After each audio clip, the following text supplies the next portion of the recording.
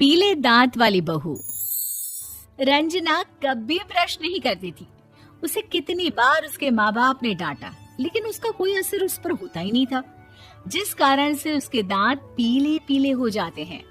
शादी के बाद। अरे बहू, वैसे तो तुझ में कोई कमी नहीं है, पर तेरे दांत इतने पीले कैसे हैं बेटा? कैसे मतलब? कोई सर्जरी थोड़ी ना कराइए। वो तो क्या नाम, मैं ब्रश नहीं करती थी तो पीले हो गए। अब क्या करूं? आप कहें तो लाल करवा लूं या फिर काले? यार ये क्या है, क्यों माँ से लड़ रही हो? लड़ रही हूँ? अरे मैं लड़ रही हूँ या ये बोल रही है कि दांत पीले हैं, पीले। अरे तपस्या थोड़ी ना की है इन्हें पीले करने के लिए। बकायदा ब्रश नहीं किया है 20 साल तक, तब जाकर। छी, कैसी बात कर रही हो? ये उस वक्त तो पीले नहीं थे जब हम लोग तुम्हें देखने आए थे। अरे तब साफ करवा लिया होगा डेंटिस्ट के पास जाकर।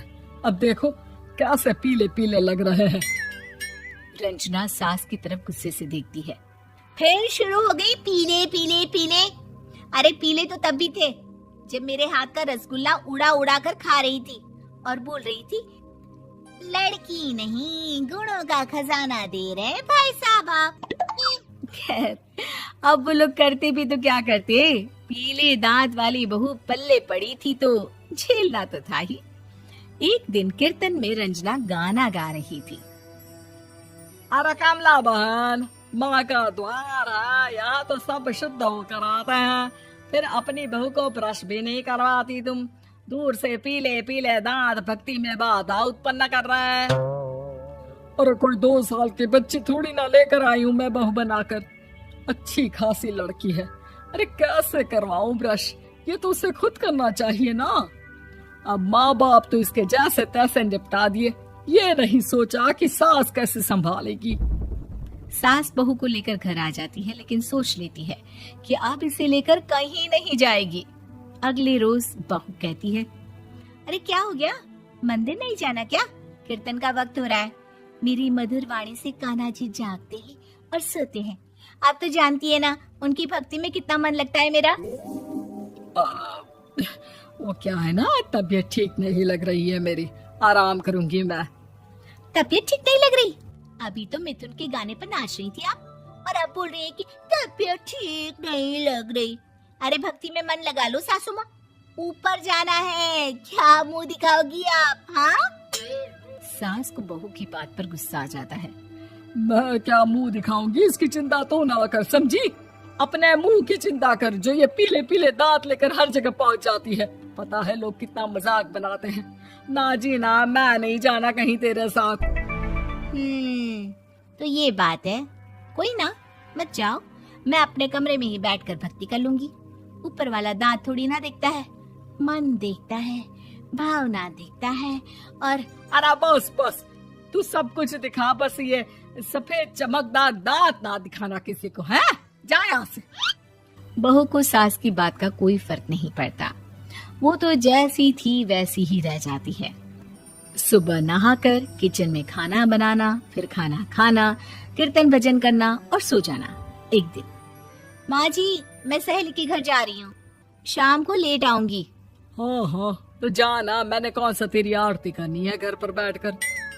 रंजना सहेली के घर जाती है, जहाँ वो पार्टी में जाने की तैयारी कर रही होती है। अरे शिखा, कहाँ जाने की तैयारी कर रही है? मैं गलत वक्त पर आ गई क्या? अरे नहीं यार, उल्टा सही वक्त पर आई है। मैंने ये साड़ी और ज्वेलरी निकाली है यार, शाम को इनके ऑफिस की एक पार्टी में जाना है। बताना कैसा लग रहा है ये सब? नहीं यार, इस ड्रेस के साथ तो वो वाली ज्वेलरी अच्छी लगेगी। हाँ हाँ सही बोल रही है, मैंने ध्यान ही नहीं दिया। वैसे तो हमेशा से मस्त फैशन सेंस रखती है। तो बड़ा जाती होगी ना पति के साथ पार्टी में। रंजना कुछ नहीं बोलती, बस सोचती है कि यार काश ये बात सही हो जाती, पर मैं क्यों नहीं जाती पार्टी में? क्या इन लोगों की कोई पार्टी होती नहीं होगी? रंजना घर आती है और रात में पति से सवाल करती है, एक बात बताइए, आप मुझे किसी पार्टी में क्यों नहीं ले जाते? क्या आपके यहाँ ऑफिस में पार्टी नहीं होती? पति बेचारा क्या कहता कि दांत पीले हैं तुम्हारे इसलिए। अरे कोई पार्टी होती नहीं हम लोगों के ऑफिस में, तो कहाँ से लेकर जाऊं? और मार्केट, मॉल, कहीं वीकेंड घूमना, कहीं तो। अरे यार सारे हफ्ते में एक छुट्टी मिलती है, तो सोचता हूँ कि आराम ही कर लूं। क्यों? रंजना मन मार के रह जाती है।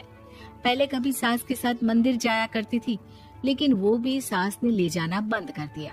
घर बैठी बैठी रंजना बोर हो जाती है। तभी उसे आइडिया आता है और वो मायके जाने का सोचती है। सासू माँ, 2 दिनों के लिए मम्मी के घर जा रही हूँ। अच्छा अच्छा ठीक है, आराम से जा।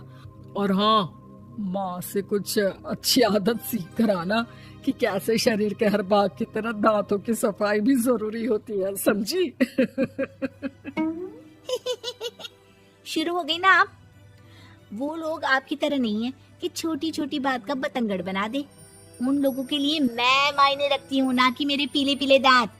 रंजना माँ को बिना बताए उन लोगों को सरप्राइज देती है, लेकिन जैसे ही वो दरवाजे पर पहुंचती है, अंदर देखती है कि घर वाले कहीं जा रहे होते हैं।